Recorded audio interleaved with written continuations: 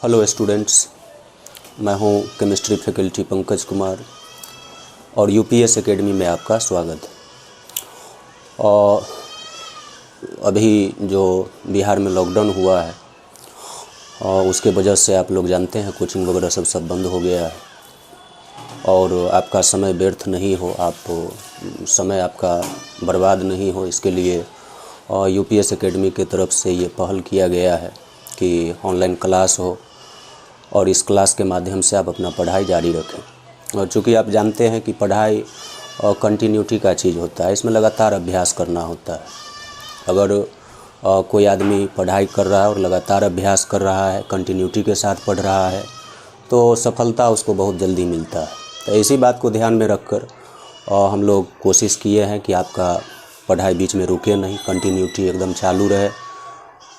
तो माँ Gayatri science classes में जो स्टूडेंट पढ़ रहे थे, +2 का बैच स्टार्ट हम लोग किए थे। 1-2 क्लास हुआ ही था कि लॉकडाउन हो गया, तो उसमें हम लोग 1-2 क्लास बेसिक पढ़ाए थे। और चूँकि ऑनलाइन क्लास में बहुत सारे नए स्टूडेंट भी जुड़ रहे हैं, उसको भी ध्यान में रखते हुए और हम लोग एक नया चैप्टर हम लोग शुरू करेंगे +2 का। और बेसिक वगैरह सब जो चल रहा था, जो पुराने स्टूडेंट हैं माँ गायत्री साइंस क्लासेस के, वो आप 8-10 पेज छोड़ दीजिएगा। हमको मौका मिलेगा, ऑफलाइन क्लास होगा, कोचिंग आइएगा तो अलग से उसको हम करवा देंगे। बेसिक है, उसका यूज बहुत सारे जगह है और चूँकि कुछ नए स्टूडेंट भी इसमें जुड़ रहे हैं, तो हमको एक ऐसा चीज़ शुरू करना होगा जो एकदम सबको समझ में आ जाए। तो आप 8-10 पेज उसमें छोड़ दीजिएगा। ऑफलाइन क्लास होगा, उसमें हम मेकअप करवा देंगे, या चाहे कहिएगा तो यहीं पर हम वीडियो बना देंगे उसका। तो आप लोग जानते हैं केमिस्ट्री में 3 ब्रांच होता है। +1 में भी तीनों ब्रांच पढ़ना है, +2 में भी तीनों ब्रांच पढ़ना है। फिजिकल केमिस्ट्री, ऑर्गेनिक केमिस्ट्री और इनऑर्गेनिक केमिस्ट्री। +2 में भी ये तीनों पढ़ना है, +1 में भी पढ़ना है। तो अभी +2 का हम लोग बात करेंगे। +2 में फिजिकल केमिस्ट्री में 4-5 चैप्टर पढ़ना है। उसी तरीके से ऑर्गेनिक केमिस्ट्री में 6-7 चैप्टर होता है और इनऑर्गेनिक केमिस्ट्री में भी 4 चैप्टर पढ़ना है। तो बारी बारी से हम लोग जो भी ब्रांच है उसके अंदर जो भी चैप्टर है पूरा डिटेल से उसको पढ़ेंगे। तो अभी फ़िलहाल हम शुरू कर रहे हैं। +2 में फिजिकल केमिस्ट्री का एक चैप्टर है विलियन, और सिलेबस देखिएगा, उसमें विलियन चैप्टर दिया हुआ रहता है और उसके अंदर बहुत सारी बातें हैं, हम लोग करेंगे। तो वही विलियन चैप्टर सबसे पहले हम लोग कर लेंगे, उसके बाद फिर बारी बारी से जो भी फिजिकल, इनऑर्गेनिक और ऑर्गेनिक का जो भी चैप्टर है एक एक करके हम लोग डिस्कस करें। आइए हम लोग सबसे पहले शुरू करते हैं विलियन चैप्टर।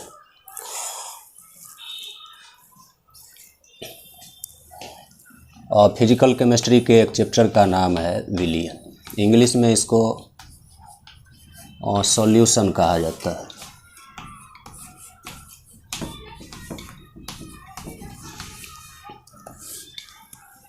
और इस विलियन चैप्टर का अगर हम लोग बात करें +2 के दृष्टिकोण से, तो सिलेबस में लिखा है कि 5 नंबर का क्वेश्चन बिहार बोर्ड यहाँ से पूछता है।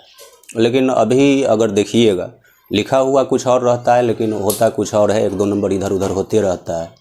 और मेरे अनुसार लगभग 7-8 नंबर का क्वेश्चन यहाँ से पूछा जाता है। 2-3 तो आपको ऑब्जेक्टिव मिल जाएगा और बाकी सब्जेक्टिव में 2 नंबर वाला में या चाहे फिर 5 नंबर का क्वेश्चन वगैरह सब सेट करके देता है। तो 7-8 नंबर का क्वेश्चन यहाँ से पूछता है। और इस चैप्टर के कमांड करने का जहाँ तक सवाल है, तो आपको बता दें ये चैप्टर कमांड करना बहुत आसान होता है। और जिस चैप्टर में भी हम क्लास में भी डिस्कस करते हैं कि मैथमेटिक्स का यूज रहता है, और उस चैप्टर को कमांड करना बहुत आसान होता है। चाहे वो फिजिक्स का चैप्टर हो, कोई भी जिसमें मैथमेटिक्स का ज़्यादा यूज हो रहा है, या फिजिकल केमिस्ट्री का चैप्टर हो, और इस टाइप का जो भी चैप्टर होगा उसमें मुश्किल से 4-5 स्टैंडर्ड फार्मूला होता है और उसी फार्मूला के इर्द गिर्द पूरा चैप्टर घूमते रहता है। तो जो स्टूडेंट उस फार्मूला पर कमांड कर लिया, इसका मतलब उसको उस चैप्टर पर कमांड हो गया। वहाँ से सब्जेक्टिव क्वेश्चन पूछे, ऑब्जेक्टिव क्वेश्चन पूछे, जो भी पूछा जाए उसका जवाब वो बड़ी आसानी से दे सकता है। तो कमांड करना इस चैप्टर को बहुत आसान होगा। इसमें भी 4-5 फार्मूला ही होगा जिसके इर्द गिर्द पूरा चैप्टर घूमते रहता है। तो पहले तो इंट्रोडक्शन होगा। देखिए, इस विलियन का डिफिनीसन होता है दो या दो से अधिक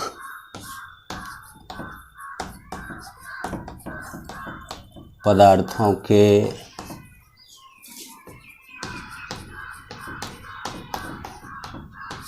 समांगी मिश्रण को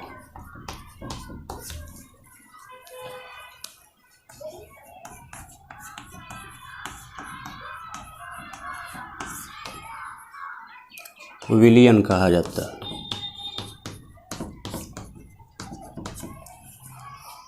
लिखे हैं दो या दो से अधिक पदार्थों के समांगी मिश्रण को विलयन कहा जाता है। कोई भी दो पदार्थ आप मिलाइए तो मिलाने के बाद जो उसका समांगी मिश्रण होगा उसको हम लोग विलयन कहते हैं। अब इसमें एक नया शब्द आ रहा है, समांगी मिश्रण। इस समांगी का क्या मतलब होता है? तो समांगी का मतलब होता है एक अवस्था। समांगी एक शब्द है, इसका मतलब होता है एक अवस्था, वन फेज।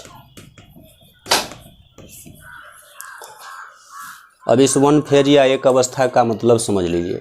इसका मतलब ये हुआ कि दो पदार्थ मिलाने से पहले अगर अलग अलग अवस्था में है और उस दोनों पदार्थ को आप मिला दीजिए तो मिलाने के बाद दोनों पदार्थ का अवस्था एक हो जाए, मतलब दोनों का समान अवस्था हो जाए, तो तब हम लोग इस समांगी शब्द का वहाँ पर उपयोग करते हैं। जैसे उदाहरण से आप समझ सकते हैं, एक गिलास पानी लीजिए और उस एक गिलास पानी में आप एक चम्मच चीनी मिलाइए। तो आप भली भांति जानते हैं कि गिलास में जो पानी है वो द्रव अवस्था में है और चीनी मिलाने से पहले ठोस अवस्था में रहता है। लेकिन अगर आप पानी में चीनी मिला दीजिएगा और चीनी अच्छा से उसमें घुल जाएगा तो जो शरबत बनेगा उस शरबत में पानी और चीनी दोनों एक अवस्था में आ जाता है, द्रव अवस्था में आ जाता है। तो देखिए, मिलाने से पहले पानी अलग अवस्था में था, चीनी अलग अवस्था में था, लेकिन दोनों को मिला दिए तो दोनों का अवस्था एक हो गया। तो वहाँ पर हम लोग समांगी शब्द का इस्तेमाल कर सकते हैं। हम लोग ये कह सकते हैं कि शरबत पानी और चीनी का समांगी मिश्रण होता है। जो शरबत है वो पानी और चीनी का समांगी मिश्रण है। तो समांगी शब्द का इस्तेमाल कहाँ करना है ये भली भांति आप लोग समझ गए होंगे। तो परिभाषा भी आपको समझ में आ गया होगा कि दो या दो से अधिक पदार्थों के समांगी मिश्रण को विलयन कहा जाता है। मतलब किसी भी दो पदार्थ को आप मिलाइए और मिलाने के बाद उस दोनों पदार्थ का अवस्था एक हो जाए तो उस प्रकार के मिश्रण को समांगी मिश्रण कहा जाता है। ये जो विलयन है इसको दो भागों में बांटा जाता है। अलग अलग आधार पर हम लोग आगे पढ़ेंगे कि अलग अलग इसका प्रकार होता है, लेकिन एक आधार पर विलयन का दो प्रकार होता है। एक को कहा जाता है बाइनरी विलयन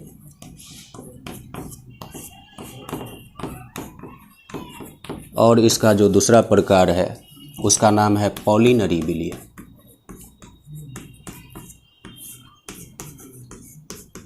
एक बाइनरी विलयन और दूसरा पॉलिनरी विलयन।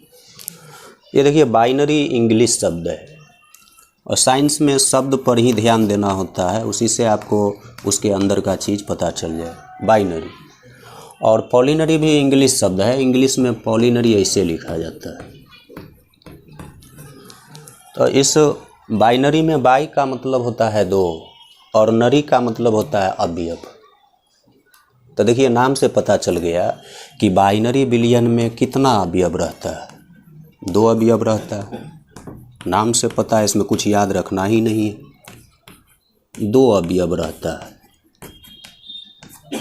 और आपसे पूछे पॉलिनरी विलयन में कितना अवयव रहता है तो POLY पॉली, पॉली का मतलब होता है अनेक, नरी का मतलब यहाँ भी अवयव। इसका मतलब पॉलिनरी विलयन में अनेक अवयव रहता है। और अनेक अवयव से मेरा मतलब है दो से अधिक अवयव, 3 अवयव हो, 4 अवयव हो। तो पॉलिनरी विलयन उस विलयन को कहा जाता है जिसमें 2 से अधिक अवयव रहता है। हम लिख देते हैं 2 से अधिक अवयव। इसमें 2 से अधिक अवयव रहता है।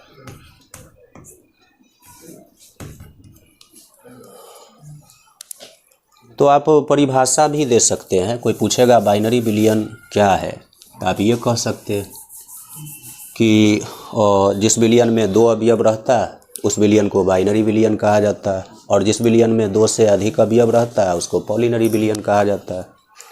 अब सवाल उठता है कि बाइनरी विलयन में जो 2 अवयव रहता है उस दोनों अवयव का नाम क्या है, वो दोनों कौन कौन सा अवयव है। तो देखिए, इस बाइनरी विलयन में एक अवयव जो होता है उसका नाम होता है विलायक, मतलब एक विलायक रहता है इसमें, एक विलायक, और एक विलय होता है। बाइनरी विलयन में आप याद रखिए हमेशा एक विलायक होता है और एक विलय होता है। तो इसमें कुल अवयव का संख्या 2 हो गया, एक विलायक एक विलय, मतलब कुल अवयव का संख्या 2। और पॉलिनरी विलयन में विलायक एक ही होता है। आप इसको याद रखिए कि विलायक दोनों में एक ही रहता है, लेकिन इसमें विलय का संख्या 1 से अधिक होता है, 1 से अधिक विलय। एक विलायक और 1 से अधिक विलय। बाइनरी विलयन में एक विलायक और एक विलय रहता है, पॉलिनरी विलयन में हमेशा एक विलायक और 1 से अधिक विलय रहता है। तो कुल अवयव का संख्या इसमें देखिएगा तो 2 से अधिक हो जाएगा, इसमें कुल अवयव का संख्या 2 रहता है। और सबसे जो इंटरेस्टिंग बात यह है कि हम लोगों के सिलेबस में सिर्फ बाइनरी विलयन का ही चर्चा करना है। हम लोग इस विलयन चैप्टर में जो पढ़ेंगे वो सिर्फ बाइनरी विलयन के बारे में पढ़ेंगे, हम लोगों को पॉलिनरी विलयन नहीं पढ़ना। आगे इंटर के बाद ग्रेजुएशन वगैरह सब कीजिएगा तो वहाँ पॉलिनरी विलयन के बारे में बताया जाता है। हम लोग सिर्फ बाइनरी विलयन का चर्चा करें। तो आप अभी पढ़े हैं कि बाइनरी विलयन में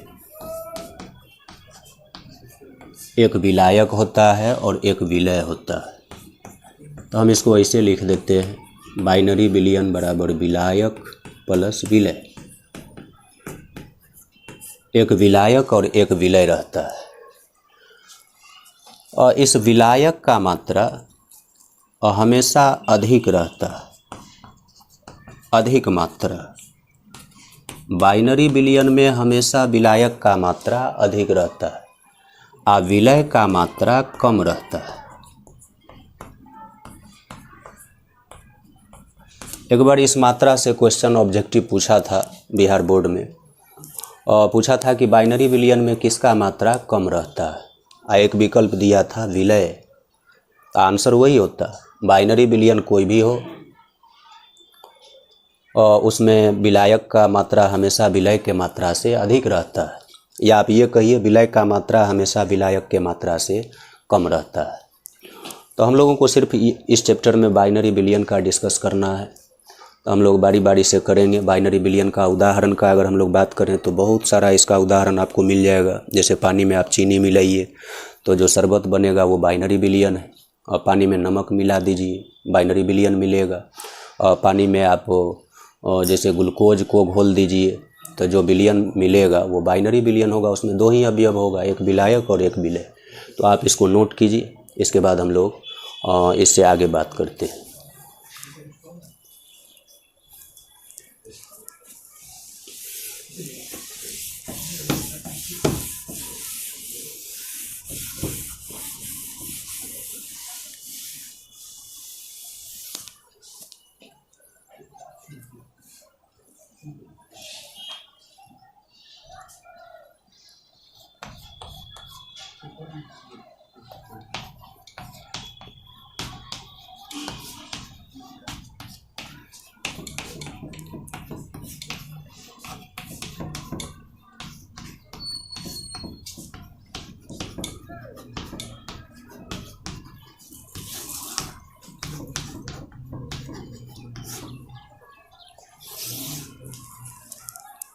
और देखिए लिखे हैं विलय के मात्रा के लिए रासायनिक मात्रक।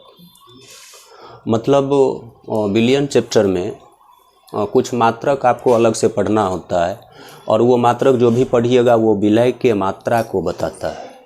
मतलब जैसे पानी में आप चीनी मिलाते हैं तो पानी को केमिस्ट्री के भाषा में विलायक कहा जाता है। चीनी को विलय कहा जाता है, और दोनों मिलाने के बाद जो मिश्रण बनता है, जो शरबत बनता है, उसको केमिस्ट्री के भाषा में विलयन कहा जाता है। तो हम आपको ये कह रहे हैं कि विलयन में जो विलय घुला हुआ रहता है, जैसे पानी में जो चीनी घुला हुआ है, तो अगर आपसे कोई पूछे कि चीनी को घुलाने से पहले चीनी का मात्रा बताइए, पानी में चीनी को घुलाने से पहले कोई चीनी का आपसे मात्रा पूछ दे तो बताना बड़ी आसान होता है। आप उसको तराजू पे तौल के तुरंत बता सकते हैं कि 50 ग्राम चीनी है या 25 ग्राम चीनी है। लेकिन एक बार अगर पानी में चीनी घुल जाए और आप नहीं जानते हैं कि चीनी कितना ग्राम घुलाया है, तो जो शरबत बनेगा उस शरबत में अगर आपसे पूछा जाए कि चीनी कितना ग्राम है, तो ये बताना बड़ी कठिन हो जाता है। तब तराजू आपका फेल कर जाएगा, तराजू नहीं बता पाएगा। अब तराजू पे जब भी आप निकालिएगा तो पूरा शरबत का आपको भार पता होगा, उसमें चीनी कितना है ये आपको नहीं पता होगा। तो केमिस्ट्री में कुछ मात्रक है जिस मात्रक का यूज करके जो पानी में या विलयन में जो विलय घुला हुआ रहता है उसका मात्रा पता किया जाता है। तो हम लोग पहले कुछ मात्रक पढ़ेंगे और जिस मात्रक में विलय के मात्रा को हम लोग निकालेंगे। एक हेडिंग दिए हैं विलय के मात्रा के लिए रासायनिक मात्रक, 2-3 मात्रक है, पहले हम लोग पढ़ लेंगे फिर आगे का बात करेंगे। देखिए, एक मात्रक का नाम है नॉर्मलता। क्वेश्चन कई बार यहाँ से पूछा भी गया है, पूछता है कि नॉर्मलता क्या है, और या बहुत सारा न्यूमेरिकल टाइप का क्वेश्चन इस पर बनाया जाता है, और इसको इंग्लिश में कहा जाता है नॉर्मेलिटी। विलय के मात्रा के एक रासायनिक मात्रक का नाम है नॉर्मलता।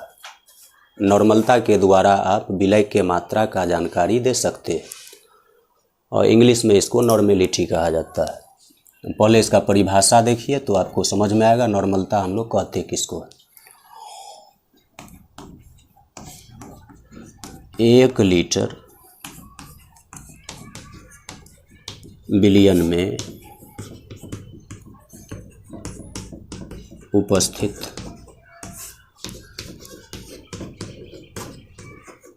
विलय के ग्राम तुल्यांकी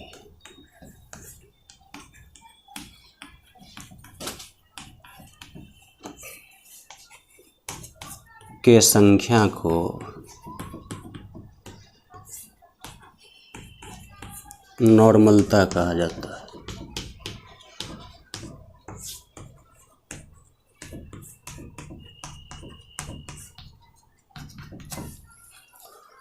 एक लीटर विलयन में उपस्थित विलय के ग्राम तुल्यांकी के संख्या को नॉर्मलता कहा जाता है। अब देखिए, इसमें एक नया शब्द आ रहा है, ग्राम तुल्यांकी। तो जो भी नया चीज़ आएगा उसके बारे में आपको यहीं पर हम पूरा डिटेल से बताएंगे, और वो कैसे निकाला जाता है, उसका क्या मतलब होता है। और आप ध्यान रखिएगा, तो ग्राम तुल्यांकी कहीं भी आप निकाल सकते हैं, कहीं भी इसका मतलब आप लगा सकते हैं। और अभी आप दिमाग में बैठाइए कि 1 लीटर विलयन में उपस्थित विलय के ग्राम तुल्यांकी के संख्या को नॉर्मलता कहते हैं। और जैसे 1 लीटर विलयन में अगर विलय 2 ग्राम तुल्यांकी है तो इसका मतलब उस विलयन का नॉर्मलता 2 होगा। अगर 1 लीटर विलयन में विलय के ग्राम तुल्यांकी का संख्या 3 है तो इसका मतलब उस विलयन का नॉर्मलता 3 होगा। और कहने का मतलब ये हुआ कि 1 लीटर विलयन में विलय जितना ग्राम तुल्यांकी रहता है विलयन का नॉर्मलता वही होता है। और इस आधार पर ये जो परिभाषा लिखे हैं इसके आधार पर आप फार्मूला बना सकते हैं जिससे नॉर्मलता को निकाला जाता है। नॉर्मलता का फार्मूला होता है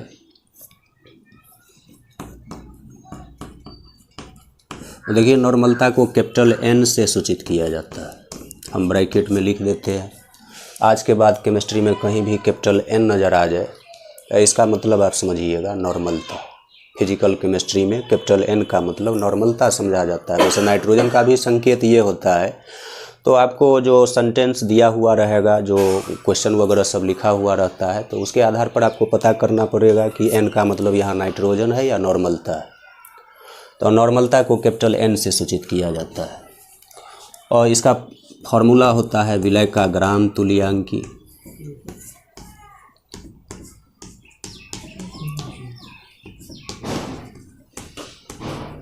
विलय का ग्राम तुल्यांकी बटा विलयन का आयतन लीटर में। विलयन का आयतन, ब्रैकेट में हम लिख दिए लीटर। ये आयतन है, मतलब नॉर्मलता बराबर हुआ विलय का ग्राम तुल्यांकी बटा विलयन का आयतन लीटर। और देखिए ये दोनों एक ही चीज़ है। और अगर किसी को परिभाषा याद है तो वो फार्मूला बना सकता है, फार्मूला याद हो तो आप परिभाषा लिख सकते हैं। जो चीज़ नीचे लिखा हुआ रहता है उसका मतलब समझा जाता है इकाई। आप देखिए नीचे बट्टा में क्या लिखे हैं, विलयन का आयतन। इसका मतलब विलयन के इकाई आयतन में, इकाई आयतन कहने का मतलब 1 लीटर में या चाहे 1 सीसी में। तो देखिए हम 1 लीटर यहाँ लिखे हैं कि 1 लीटर विलयन में उपस्थित विलय के ग्राम तुल्यांकी के संख्या को नॉर्मलता कहा जाता है। और फार्मूला से भी वही पता चल रहा है, 1 लीटर विलयन में उपस्थित विलय के ग्राम तुल्यांकी के संख्या को नॉर्मलता कहा जाता है। मतलब नॉर्मलता निकालने के लिए सिर्फ 2 चीज़ आपको चाहिए। कहीं भी आपको नॉर्मलता निकालना हो तो उसके लिए 2 चीज़ निकालना ज़रूरी होता है, एक विलय के ग्राम तुल्यांकी का संख्या और दूसरा विलयन का आयतन। लेकिन ध्यान रखिएगा आयतन लीटर मात्रक में होना चाहिए। आप जानते हैं आयतन का मात्रक सीसी भी होता है, सेंटीमीटर क्यूब जिसको कहा जाता है, या मीटर क्यूब होता है। तो आपको नॉर्मलता निकालने के लिए आयतन हमेशा रखना होगा लीटर में, इसलिए हम ब्रैकेट में लिख दी। तो हम लोग निकालेंगे भी नॉर्मलता। आप 1-2 क्वेश्चन बनाइएगा जिसमें नॉर्मलता निकालना होगा, तो आपको पता चल जाएगा कि इस फार्मूला का यूज कैसे किया जाता है। तो आइए अभी हम लोग आगे बढ़ते हैं। इस पर क्वेश्चन जब बनाइएगा तो इस फार्मूला का यूज हम लोग करेंगे। आप सीख जाइएगा ग्राम तुल्यांकी का संख्या कैसे निकाला जाता है, आयतन लीटर में कैसे बदला जाता है। इस सब के लिए क्वेश्चन हमको करवाना होगा जो आगे हम करवाने वाले हैं। अभी आप याद रखिए फार्मूला ये होता है।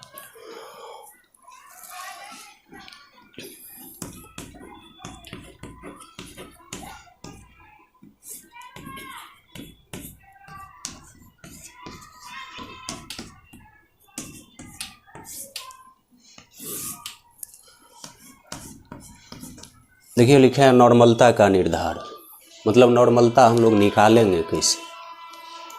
और किसी विलयन का नॉर्मलता अगर आपको निकालना हो तो कैसे आप नॉर्मलता निकालिएगा। तो नॉर्मलता जो निकाला जाता है, और ये निकालने के लिए इसको हम लोग 2 भाग में बांटकर अध्ययन करेंगे।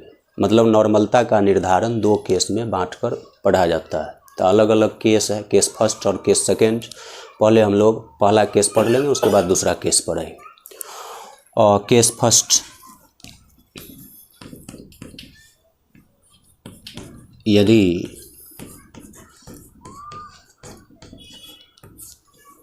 विलय का भार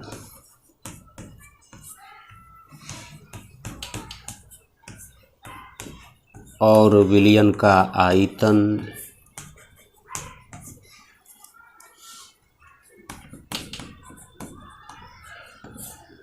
दिया गया हो,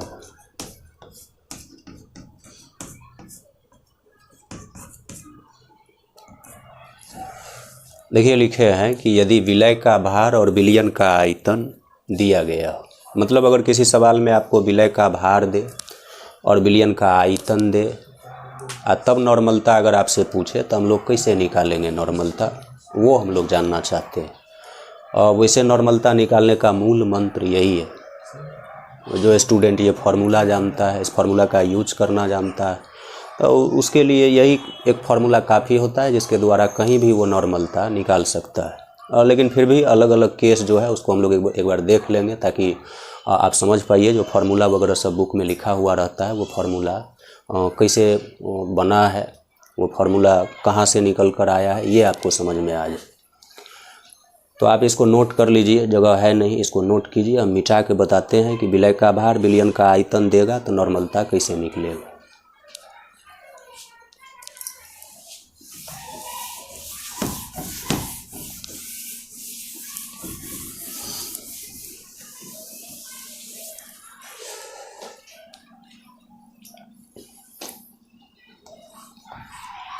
क्वेश्चन में हम मान लेते हैं जब क्वेश्चन आएगा तो आपको विलय का भार देगा x ग्राम। तो हम लिखे x बराबर विलय का भार, और हम ये भी मान लेते हैं कि सवाल आपको विलय का भार देगा ग्राम में। अगर किलोग्राम में देगा तो आप ग्राम में बदलना जानते हैं। अभी हम मान लेते हैं विलय का भार सवाल आपको दिया है ग्राम में, x ग्राम। और देखिए इसमें हम लिखे हैं विलयन का आयतन दिया गया, मतलब सवाल आपको विलयन का आयतन भी दे रहा है। तो हम मान लेते हैं कि विलयन का आयतन सवाल में आपको दिया है v बराबर विलयन का आयतन। और हम मान लेते हैं आयतन सवाल में आपको दिया है cc। देखिए इस cc का पूरा नाम होता है, हम बताए हैं क्लास में। जो नए स्टूडेंट्स हैं आप याद रखिए, एक c का मतलब होता है सेंटीमीटर और दूसरा c का मतलब क्यूब। आप जानते होंगे आयतन का मात्रक होता है सेंटीमीटर क्यूब, ऐसे भी लिखा जाता है, उसी को शॉर्ट में लोग cc लिखता है। तो भी हम मान लिए विलयन का आयतन cc में। हमको निकालना है नॉर्मलता क्या होगा, तो इसी दोनों का यूज करके हम लोग नॉर्मलता निकाल सकते हैं। अभी तुरंत आपको बताए थे नॉर्मलता निकालना हो तो उसके लिए दो चीज़ चाहिए, एक विलय का ग्राम तुल्यांकी चाहिए और दूसरा विलयन का आयतन चाहिए, वो भी लीटर में। तो आप जो चाहिए नॉर्मलता निकालने के लिए आप पहले वो पता कीजिए, और वो दोनों पता हो जाएगा नॉर्मलता वाला फार्मूला लगा देंगे, निकल जाएगा। तो हमको चाहिए विलय का ग्राम तुल्यांकी, और देखिए सवाल आपको दिया है विलय का भार। इसका मतलब साफ है कि ये जो विलय का भार दिया है इसको बदलना पड़ेगा ग्राम तुल्यांकी में, क्योंकि नॉर्मलता का जो फॉर्मूला यहाँ हम लिखे थे उसमें क्या चाहिए, विलय का ग्राम तुल्यांकी। सवाल आपको दे रहा है विलय का भार, तो भार को ग्राम तुल्यांकी में बदलना पड़ेगा। ग्राम तुल्यांकी के बारे में एक बात आप याद रखिए कि द्रव्यमान का एक रासायनिक मात्रक होता है ग्राम तुल्यांकी। ग्राम तुल्यांकी कोई नया चीज़ नहीं है। और केमिस्ट्री में जो द्रव्यमान निकाला जाता है या जो द्रव्यमान सवाल आपको देगा वो ग्राम तुल्यांकी मात्रक में देगा, मोल मात्रक में देगा। जैसे फिजिक्स में आप पढ़ते हैं द्रव्यमान का ऐसा मात्रक किलोग्राम, CGS मात्रक द्रव्यमान का ग्राम होता है। तो केमिस्ट्री में जब भी द्रव्यमान देता है तो किलोग्राम में भी दे सकता है, ग्राम में भी दे सकता है। इसके अलावा दो और मात्रक होता है, आपको ग्राम तुल्यांकी में द्रव्यमान दे सकता है या मोल मात्रक में द्रव्यमान दे सकता है। तो ग्राम तुल्यांकी के बारे में आप सिर्फ इतना दिमाग में रखिए कि ग्राम तुल्यांकी द्रव्यमान का एक रासायनिक मात्रक। बस इतना से हम लोगों का काम हो जाएगा। हम फार्मूला लिख देते हैं जिसे निकाला जाता है ग्राम तुल्यांकी। तो हमको जो चाहिए हम लोग वो निकालें। हमको चाहिए विलय का ग्राम तुल्यांकी। विलय के ग्राम तुल्यांकी का हम फार्मूला लिख देते हैं, विलय का ग्राम तुल्यांकी।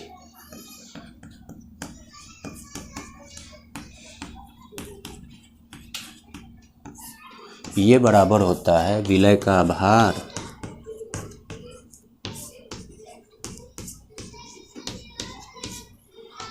और बचा विलय का तुल्यांकी भार।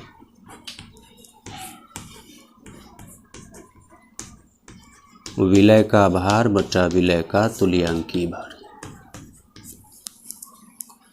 कहीं भी आपको विलय का ग्राम तुल्यांकी निकालना हो तो आप इस फार्मूला का यूज कर सकते हैं, विलय का भार बचा विलय का तुल्यांकी भार। और विलय का जो भार देगा उसको ऊपर रखिए और विलय के तुल्यांकी भार से भाग दीजिएगा तो ग्राम तुल्यांकी का संख्या पता होता है। अब देखिए इसमें एक और नया शब्द आ रहा है तुल्यांकी भार, और ये बेसिक में पढ़ाना होता है, लेकिन आप घबराइए नहीं, हम आपको बताएंगे एक फार्मूला जिसके द्वारा आप किसी का भी तुल्यांकी भार आसानी से निकाल सकते हैं। अभी आप दिमाग में बैठाइए कि ग्राम तुल्यांकी निकालने का एक फार्मूला ये होता है। तो इस फार्मूला से आप ग्राम तुल्यांकी का संख्या निकाल लीजिए। जैसे हमको अभी विलय का ग्राम तुल्यांकी निकालना है, सवाल भार दिया है, तो विलय का भार सवाल में कितना दिया है, x ग्राम, वो हम मान लिए हैं। सवाल जो देगा आपको वो लेना पड़ेगा। और विलय का तुल्यांकी भार हम मान लेते हैं कैपिटल ई। देखिए तुल्यांकी भार का इंग्लिश होता है इक्विवेलेंट वेट, जिसका पहला लेटर होता है ई। तो कैपिटल ई का मतलब समझा जाता है तुल्यांकी भार, इक्विवेलेंट वेट। और विलय का भार दिया था x, तो हम x ले लिए, तो विलय का ग्राम तुल्यांकी यहाँ से पता हो गया। अब आप फिर सोचिए, हमको नॉर्मलता निकालना है तो विलयन का आयतन निकालना होगा। नॉर्मलता का जो ओरिजिनल फार्मूला हम लोग लिखे थे उसमें देखिए विलय का ग्राम तुल्यांकी निकालना था, वो निकल गया। बटा में था विलयन का आयतन लीटर मात्रक में, तो विलयन का आयतन लीटर मात्रक में निकाल लीजिए। विलयन का आयतन दिया था सवाल, लेकिन सीसी में दिया था, हमको लीटर में चाहिए। तो विलयन का आयतन लीटर में हम लोग निकालेंगे। सवाल दिया था भी सीसी, लेकिन हमको लीटर में चाहिए। तो आप जानते होंगे 1 लीटर में 1000 सीसी होता है। 1 लीटर बराबर होता है 1000 सीसी। कहीं भी लीटर को सीसी में बदलना होगा तो 1000 से गुना करना होगा, और अगर सीसी को लीटर में बदलना है तो 1000 से भाग देना होगा। तो इस सीसी में ये जो भी सीसी दिया है इसमें 1000 से भाग दीजिएगा तो सीसी बदल जाएगा लीटर में। मतलब आप इसको ये लिख सकते हैं V/1000। अब सीसी के जगह पर हो जाएगा लीटर। तो अब दोनों चीज़ पता है हमको, विलय का ग्राम तुल्यांकी भी पता है, विलयन का आयतन लीटर में पता है, तो नॉर्मलता अब निकल जाएगा आसानी से। और नॉर्मलता बराबर आप याद कीजिए फॉर्मूला क्या पढ़े थे, विलय का ग्राम तुल्यांकी, विलय का ग्राम तुल्यांकी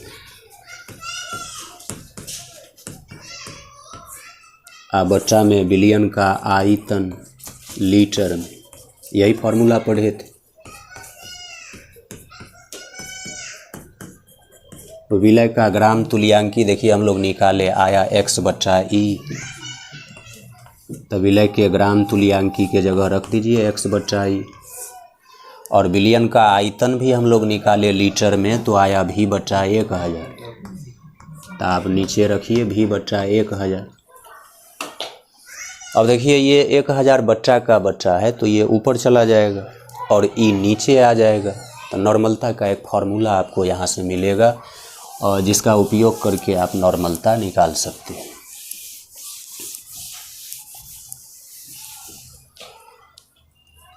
और ये देखिए नॉर्मलता का एक यहाँ से फार्मूला आपको मिल रहा है, n बराबर ये हो जाएगा x गुना 1000 अब बच्चा में v गुना e, n बराबर x गुना 1000 बच्चा v गुना e। अब इसमें कौन क्या है इसका ध्यान आपको रखना होगा, और वो हम पहले लिख भी दिए हैं, एक बार और बोल देते हैं। इसमें x क्या है, विलय का भार, और हमेशा इस फार्मूला में आपको विलय का भार ग्राम मात्रक में रखना है, वो पहले लिखा हुआ है, एक बार और हम बोल रहे हैं। भी है विलयन का आयतन, और आयतन जब भी रखिएगा इस फार्मूला में तो सीसी में रखना होगा। देख रहे हैं विलयन का आयतन हम लोग सीसी में माने थे, इसमें अगर विलयन का आयतन लीटर में रख दीजिएगा तो आपको आंसर गलत आएगा। मात्रक का ध्यान रखना पड़ता है। नॉर्मलता के ओरिजिनल फार्मूला में विलयन का आयतन लीटर में ही रखना पड़ता है, लेकिन ये जो फार्मूला अभी बनाए हैं इसमें विलयन का आयतन हमेशा आपको सीसी मात्रक में रखना होगा। अगर सवाल लीटर में भी दे तो आप उसको सीसी में बदल के यहाँ रखिएगा। और इसमें कैपिटल ई है विलय का तुल्यांकी भार, और तुल्यांकी भार हम आपको निकाल के बताएंगे, एक फार्मूला बताएंगे जिसके द्वारा किसी का भी तुल्यांकी भार आप निकाल सकते हैं। जब वो क्वेश्चन आएगा तो आपको हम बताएंगे। तो ये एक फार्मूला हो गया। अगर सवाल विलय का भार दे और विलयन का आयतन दे तो आप इस फार्मूला का यूज करके नॉर्मलता निकाल सकते हैं। तो इसको आप नोट कर लीजिए।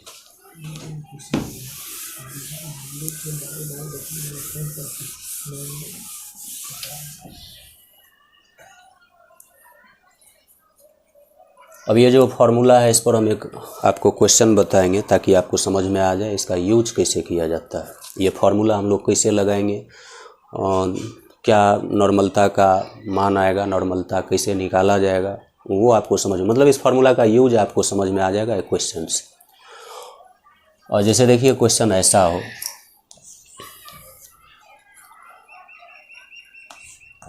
.9 ग्राम H2SO4। ढेर सारा क्वेश्चन इस पर आपको मिलेगा। एक दो क्वेश्चन जो हम यहाँ बताएंगे आपको उसी टाइप का क्वेश्चन सब आपको बुक वगैरह सब में दिया हुआ रहता है, तो ये बनाने के बाद अपने आप वो बनने लगता है। 4.9 ग्राम H2SO4 500 सीसी विलयन में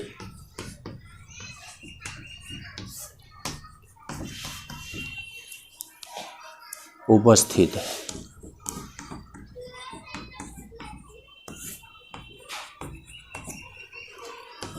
विलयन की नॉर्मलता ज्ञात करें।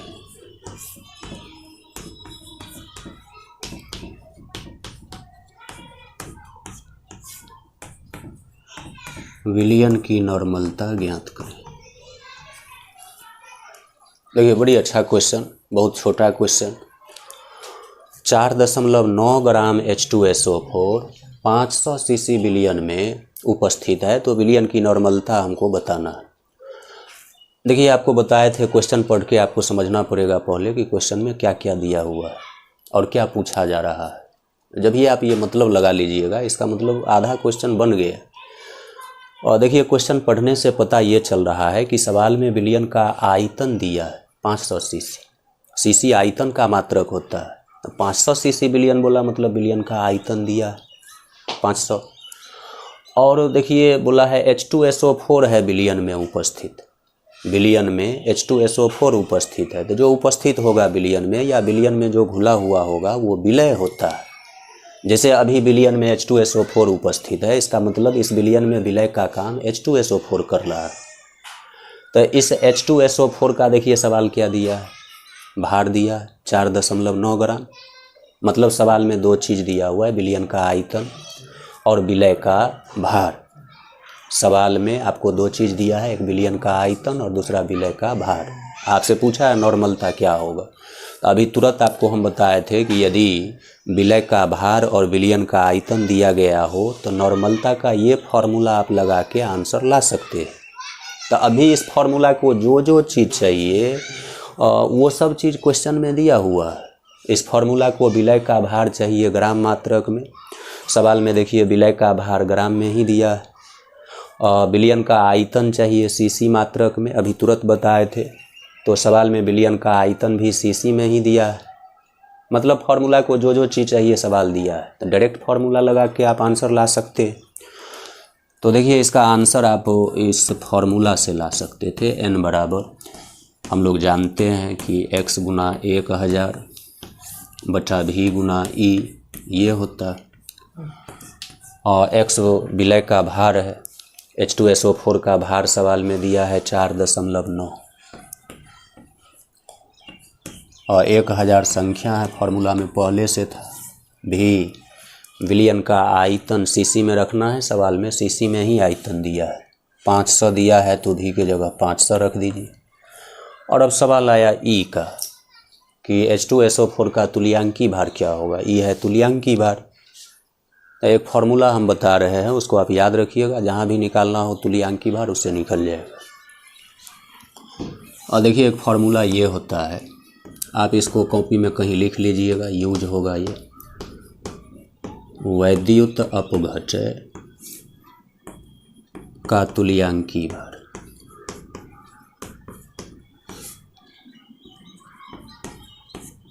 ये बराबर होता है वैद्युत अपघटय का सूत्र भार बच्चा में n फैक्टर।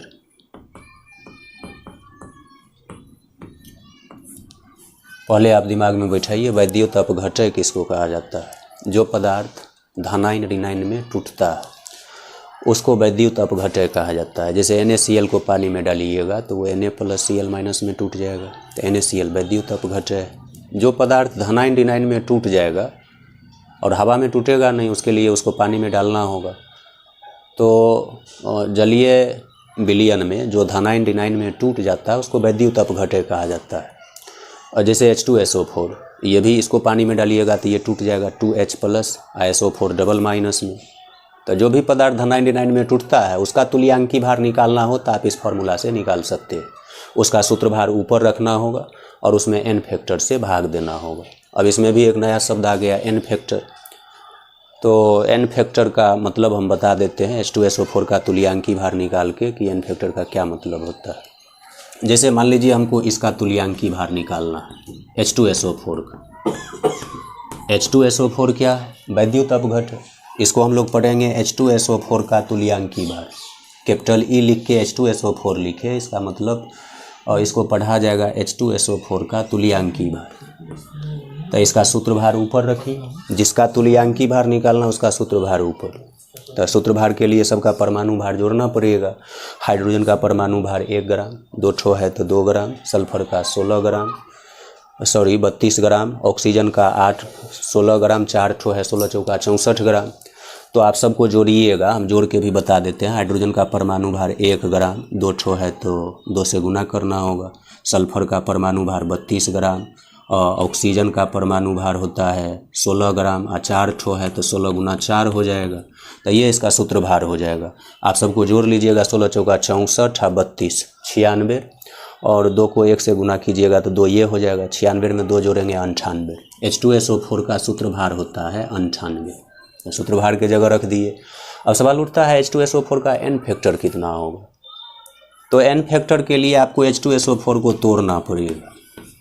ये H2SO4 ऐसे टूटता है 2H plus SO4 double minus, ये देखिए ऐसे टूटता है। जिसको तोड़ने आता है वो n फैक्टर आसानी से निकाल सकता है।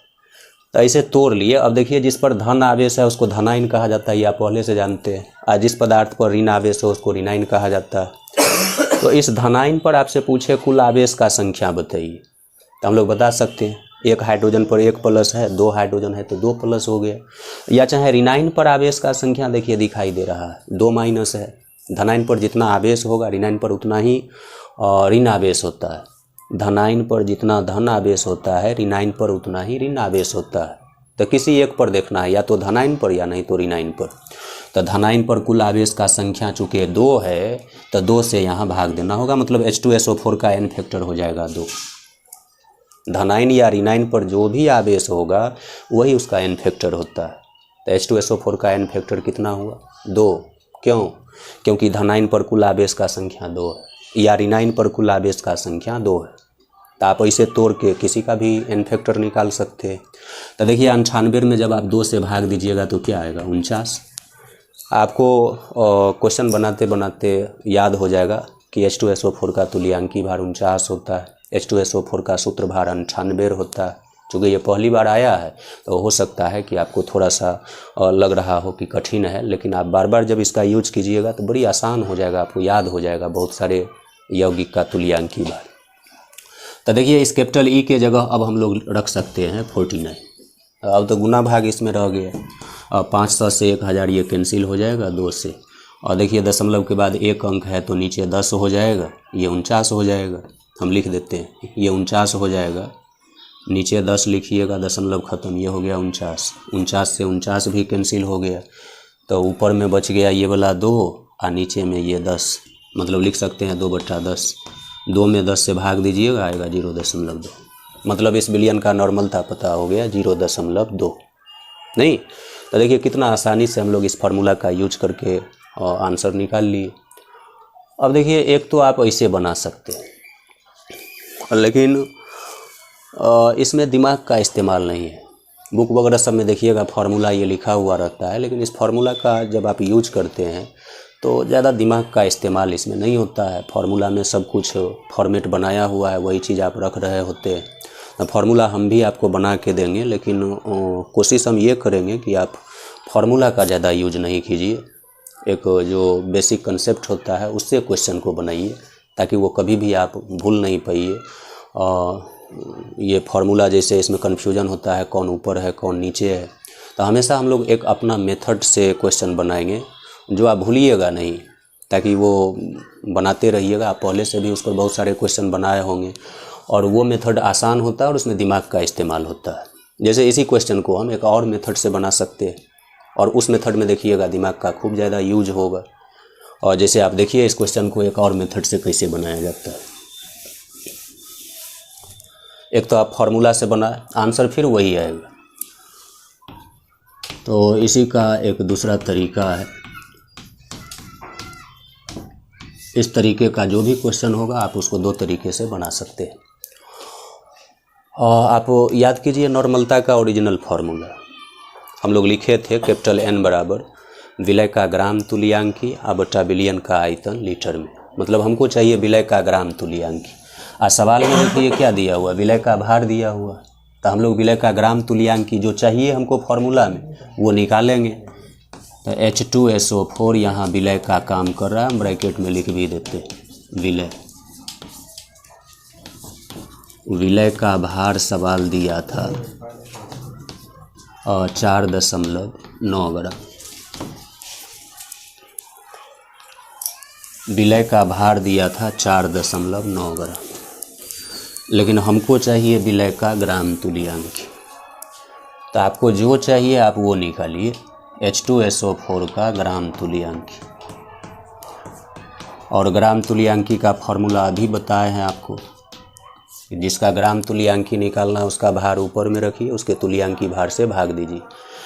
और हम लोग H2SO4 का ग्राम तुल्यांकी निकालना चाहते हैं, तो H2SO4 का भार दिया था 4.9 और तुल्यांकी भार हम लोग निकाले तो आया था 49, तो 4.9/49 हो जाएगा। तो ये देखिए दशमलव के बाद एक अंक है तो नीचे 10 रखिएगा, 49 से 49 कैंसिल हो जाएगा, 1/10 है। मतलब 4.9 ग्राम H2SO4 कितना ग्राम तुल्यांकी के बराबर होता है? 1/10 या 0.1 जो कहिए। तो ग्राम तुल्यांकी निकल गया। अब विलयन का आयतन निकाल लीजिए। विलयन का आयतन हमको चाहिए लीटर में, और सवाल में विलयन का आयतन दिया था लेकिन सीसी में दिया था। आप सवाल पढ़िए, उसमें दिया हुआ है 500 सीसी। तो अब तो आप जानते हैं सीसी को लीटर में कैसे बदला जाता है। इसमें 1000 से भाग दीजिए, सीसी बदल जाएगा लीटर में। तो 500/1000, अब यहाँ पर लीटर हम लोग लिखेंगे तो ये हो जाएगा 1/2। ये 500 दूनी 1000 हो जाएगा, मतलब 1/2 लीटर। अब आप नॉर्मलता का फॉर्मूला लगा दीजिए। नॉर्मलता का फॉर्मूला आप जानते हैं, विलय का ग्राम तुल्यांकी वो निकला हुआ है 1/10, और विलयन का आयतन लीटर में वो भी हम लोग निकाल चुके हैं 1/2। और ये देखिए 2 का बच्चा है, ये ऊपर चला जाएगा तो तब ये हो जाएगा 2/10। 2 में 10 से भाग दीजिएगा तो फिर आपको आंसर देखिए वही आया 0.2। लेकिन इस बार जो हम लोग बनाए इसमें दिमाग का इस्तेमाल है। आप ग्राम तुल्यांकी का संख्या निकाल रहे हैं तो ग्राम तुल्यांकी का संख्या आप बार बार निकालिएगा, इससे आपको फ़ायदा होगा। कहीं भी आप मौखिक निकाल सकते हैं। और विलयन का आयतन सीसी में रहता है तो लीटर में कैसे बदला जाता है ये आप सीख रहे हैं। तो ये दूसरा तरीका से हम लोग कोशिश करेंगे इस टाइप के क्वेश्चन को बनावें, चूँकि इसमें दिमाग का यूज है।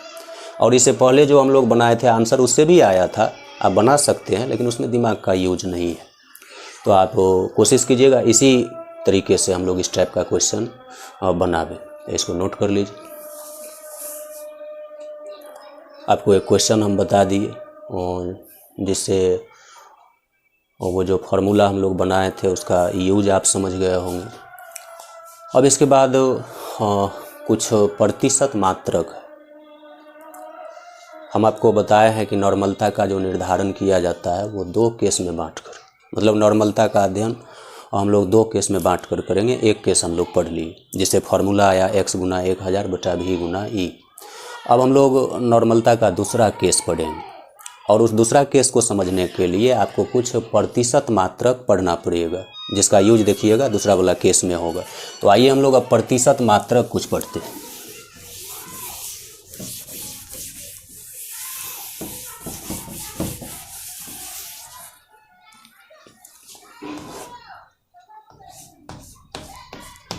कुछ प्रतिशत मात्रक होता है, 3% मात्रक है, और वो पढ़ लीजिएगा तो दूसरा केस बड़ी आसान हो जाएगा। प्रतिशत मात्रक, और इंग्लिश में कहें तो परसेंटेज यूनिट।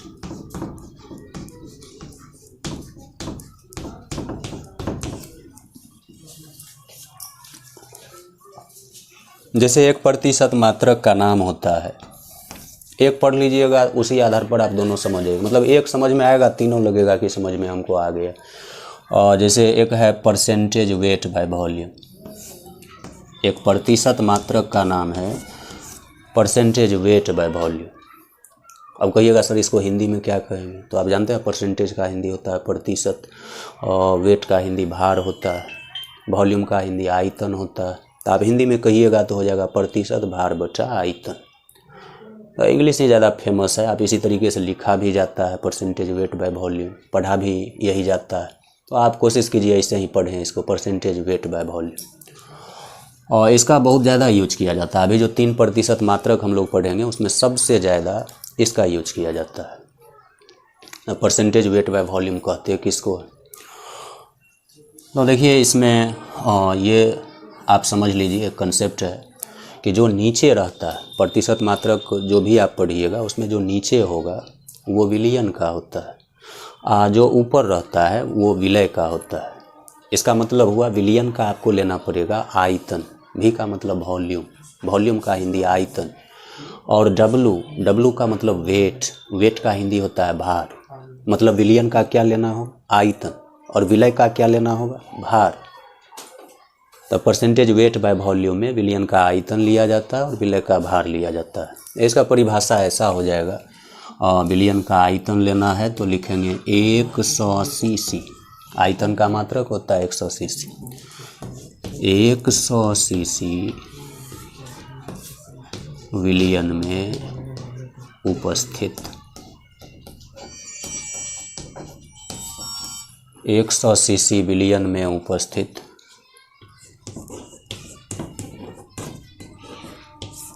विलय के भार को, लेकिन ध्यान रहे कि विलय का भार आपको ग्राम मात्रक में लेना होगा।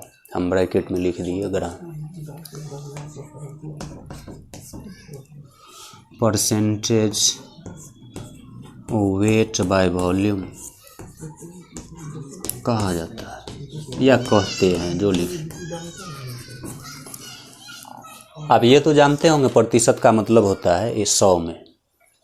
तो परसेंटेज वेट बाय वॉल्यूम का परिभाषा यही होता है 100 सीसी विलयन में उपस्थित विलय के भार को परसेंटेज वेट बाय वॉल्यूम कहा जाता है। जैसे 100 सीसी विलयन में विलय 2 ग्राम है तो उसको हम लोग लिख सकते थे 2% वेट बाय वॉल्यूम, और 100 सीसी विलयन में विलय 5 ग्राम है तो हम लोग उसको ऐसे लिख सकते थे 5% वेट बाय वॉल्यूम।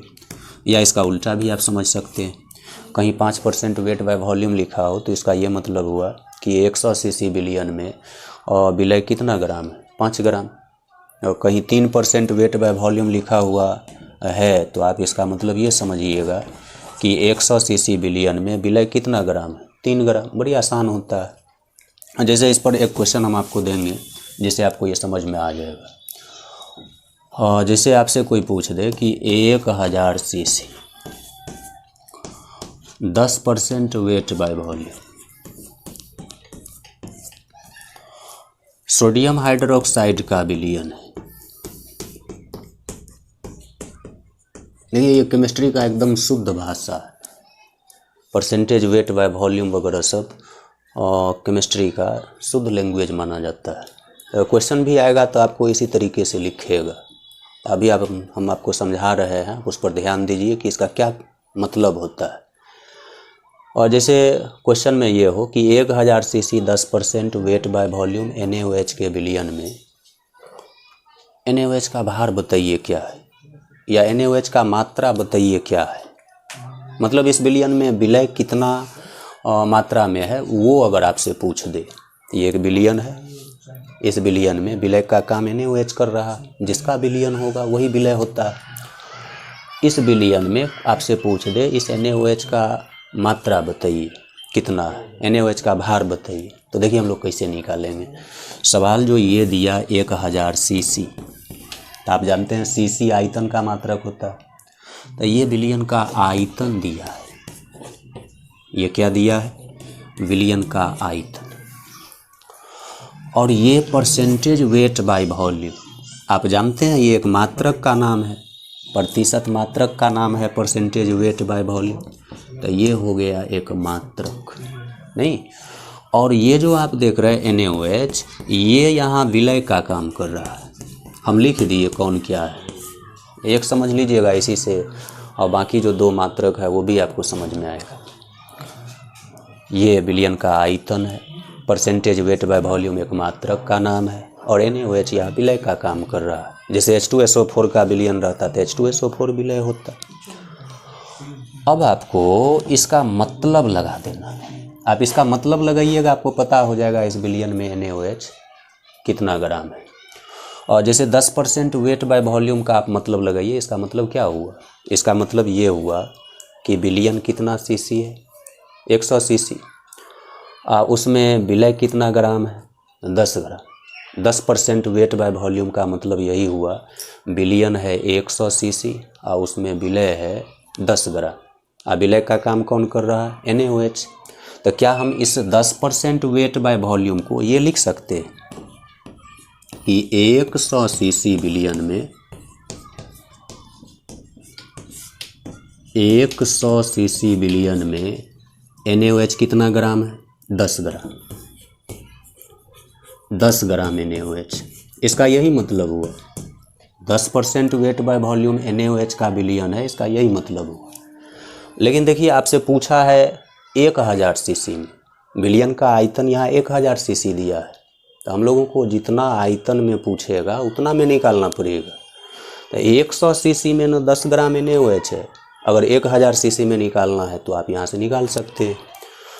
तो 100 सीसी में अगर निकल गया तो 1000 सीसी में आप बता दीजिए।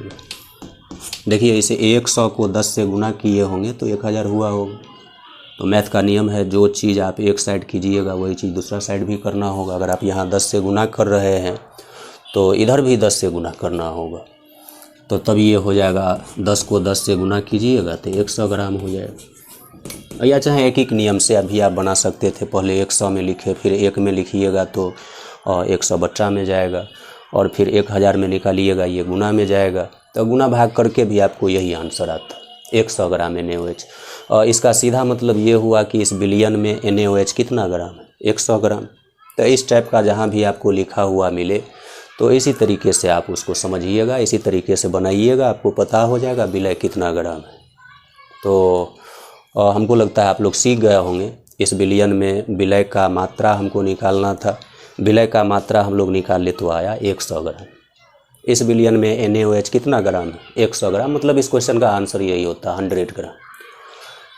तो आप इसको नोट कीजिए। तो दूसरा मात्रक हम आपको इसी में थोड़ा बहुत सुधार होगा तो मात्रक बदल जाएगा, आप इसको नोट कर लीजिए, उसके बाद हम दूसरा मात्रक बताते हैं। और बहुत आसान होता है ये सब, एक पढ़िएगा 2 ठो अब आसानी से आपको समझ में आ जाएगा। ठीक, लिख लिए होंगे। और देखिए दूसरा मात्रक, प्रतिशत मात्रक का संख्या 3 है, एक पढ़ लिए हम लोग। दूसरा परसेंटेज वॉल्यूम बाय वॉल्यूम। अब देखिए ये दोनों आप अपने से भी समझ सकते थे, लेकिन फिर भी हम एक बार आपको लिख देंगे, आप लिख भी लीजिएगा। परसेंटेज वॉल्यूम बाय वॉल्यूम, हम आपको बताया है नीचे वाला विलियन का होता है, ऊपर वाला विलय का होता है। कंसेप्ट नहीं बदलेगा, कंसेप्ट वही रहेगा। तो विलियन का क्या लेना होगा? आयतन, और विलय का क्या लेना होगा? आयतन। मतलब इस बार दोनों का आयतन लेना है। देखिए ऊपर भी है और नीचे भी है, तो विलियन का भी आयतन, विलय का भी आयतन। आप परसेंटेज का मतलब आप जानते हैं 100 में, तो इसका परिभाषा हो जाएगा 100 सीसी विलियन में उपस्थित विलय के, इस बार भार नहीं आयतन, दोनों का आयतन लेना। तो भार के जगह पर हमको लिखना पड़ेगा इस बार आयतन। आयतन, और आयतन आप लीजिएगा सीसी मात्रक में। मतलब इस मात्रक में जो आयतन रखा जाता है वो सीसी में आपको आएगा। बताया केमिस्ट्री में ज़्यादातर CGS मात्रक का यूज किया जाता है। तो 100 सीसी विलियन में उपस्थित विलय के आयतन को परसेंटेज वॉल्यूम बाय वॉल्यूम कहा जाता है।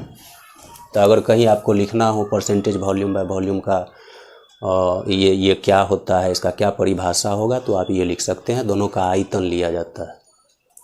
100 सीसी विलियन में उपस्थित विलय के आयतन को परसेंटेज वॉल्यूम बाय वॉल्यूम कहा जाता है, लेकिन आयतन लीजिएगा सीसी मात्रक में। अब इस पर भी एक क्वेश्चन देखिए इसी टाइप का, 1000 सीसी 10% वॉल्यूम बाय वॉल्यूम, सब कुछ बदल जाएगा, W की जगह V हो जाएगा।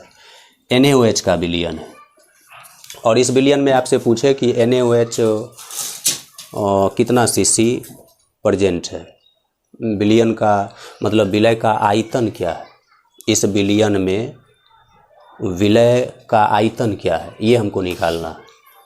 तो आप फिर उसी तरीके से सोच सकते हैं, ये 1000 सीसी जो सवाल दिया वो विलियन का आयतन है, परसेंटेज वॉल्यूम बाय वॉल्यूम ये एक मात्रक का नाम है, और NaOH यहाँ विलय का काम कर रहा है। तो इसका मतलब लगा दीजिए इसका मतलब हुआ 100 सीसी बिलियन में NaOH 10 सीसी है। इस बार 10 ग्राम नहीं 10 सीसी, क्योंकि विलय का भी इस बार आयतन लेना है। तो 100 सीसी बिलियन में NaOH 10 सीसी है। तो 1000 सीसी में हमको निकालना था, सवाल में तो 1000 सीसी दिया है। तो 1000 सीसी बिलियन में आप निकालते तो ये फिर 100 सीसी हो जाता। मतलब इस बिलियन में NaOH 100 सीसी उपस्थित है। मतलब इस बिलियन में NaOH का आयतन कितना 100 सीसी है। वही हम आपसे पूछ रहे थे कि इस बिलियन में NaOH कितना सीसी है, NaOH का क्या आयतन है, तो वो निकाल लिया आप 100 सीसी। तो आप इसको भी नोट कीजिए। तीसरा मात्रक हम लोग देख लेते हैं। ठीक, लिख लिए होंगे। अब देखिए तीसरा मात्रक, और एक होता है परसेंटेज वेट बाय वेट। समझ गए होंगे आप लोग। इस बार दोनों का क्या लेना होगा, भार। बिलियन का भी भार लेना होगा, विलय का भी भार लेना होगा। और भार का मात्रक आप जानते हैं, केमिस्ट्री में ज़्यादातर ग्राम वगैरह सब इस्तेमाल किया जाता है। तो इसका परिभाषा हो जाएगा 100 ग्राम। इस बार सीसी नहीं, बिलियन का क्या लेना है, भार। तो 100 ग्राम बिलियन में उपस्थित विलय के भार को, विलय के भार को, और भार का मात्रक आप जानते हैं ग्राम लेना होगा। हम ब्रैकेट में इसलिए लिख देते हैं, ग्राम में ही आप लीजिएगा तो आंसर सही होगा। 100 ग्राम बिलियन में उपस्थित विलय के भार को परसेंटेज वॉल्यूम बाय वॉल्यूम नहीं, परसेंटेज वेट बाय वेट कहा जाता है। और जैसे 100 ग्राम बिलियन में मान लीजिए विलय 2 ग्राम है, तो हम लोग क्या लिखेंगे, 2% weight by weight. 100 gram billion में विलय 5 ग्राम है, तो क्या लिखेंगे, 5% वेट बाय वेट। या उल्टा भी आप समझ सकते हैं। इसका क्या मतलब हुआ, इसका मतलब हुआ 100 ग्राम बिलियन में विलय कितना ग्राम, 5 ग्राम। अब देखिए, जैसे क्वेश्चन आपसे पूछ दे 1000 CC 10% weight by weight NaOH का बिलियन है, और इस बिलियन में आपसे पूछे कि NaOH कितना ग्राम है, तो आप फिर उसी तरीके से निकाल सकते हैं। इसका मतलब लगाइए, इसका मतलब हुआ 100 ग्राम बिलियन में NaOH कितना ग्राम, 10 ग्राम। देखिए ये तीसरा बार हम लगा रहे हैं, मतलब इसका इसी टाइप से इससे पहले भी बताया, उससे पहले भी बताया। 100 ग्राम बिलियन में NaOH कितना ग्राम, 10 ग्राम। तो 100 सीसी बिलियन में NaOH है कितना ग्राम, 10 ग्राम। नहीं, इसका मतलब लगाने से ये आया। लेकिन हमको 1000 ग्राम में पूछा है, यहाँ ग्राम होगा, दोनों का वेट लेना होगा।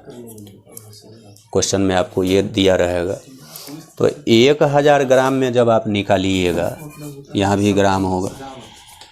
चूँकि 100 ग्राम बिलियन में 10 ग्राम NaOH, इसीलिए 1000 ग्राम बिलियन में निकालेंगे तो ये हो जाएगा 100 ग्राम NaOH। मतलब इस बिलियन में NaOH कितना ग्राम है, 100 ग्राम। तो देखिए इसमें आप परसेंटेज वेट बाय वॉल्यूम अगर आप अच्छा से समझे हैं तो उसी आधार पर ये दोनों मात्रक भी होता है। और चूँकि आज पहला क्लास है तो बहुत ज़्यादा प्रेशर भी आपको नहीं लेना है कि ये है, धीरे धीरे हम लोग करेंगे। नॉर्मलता का निर्धारण 2 केस में बांट कर किया जाता है। एक केस हम लोग पढ़ चुके हैं और दूसरा केस के लिए हम लोग तैयार भी हो चुके हैं, प्रतिशत मात्रक तीनों पढ़ चुके हैं। तो अगला क्लास जब भी मेरा होगा तो आपको हम दूसरा केस बताएंगे कि दूसरा केस से नॉर्मलता निकालने का क्या फॉर्मूला आता है और उस पर कैसा क्वेश्चन वगैरह सब पूछा जाता है। तो आज हम लोग इतना रखते हैं, अगले क्लास में यहीं से हम लोग फिर आगे बढ़ेंगे। थैंक्स।